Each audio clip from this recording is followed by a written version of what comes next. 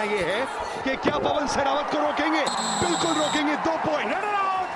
Super tackle, 2 points Jaipur pink panthers. Vivo pro kabaddi season 7 में जयपुर का 14वां super tackle है और ये काम नितिन रावल ने किया। पवन आज के मैच में तीसरी बार आउट हुए हैं, तीनों बार नितिन रावल का शिकार हुए हैं, उनके सामने खड़े हो गए थे।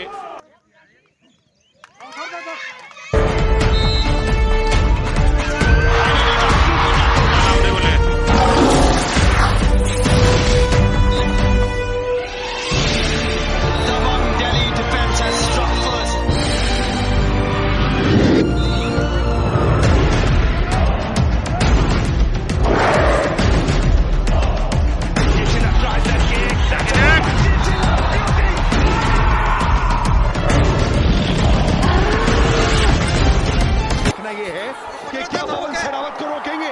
बिल्कुल रोकेंगे। 2 point. Super tackle, 2 points Jaipur pink panthers. Vivo pro kabaddi season 7 में जयपुर का 14वां सुपर टैकल है और ये काम नितिन रावल ने किया। पवन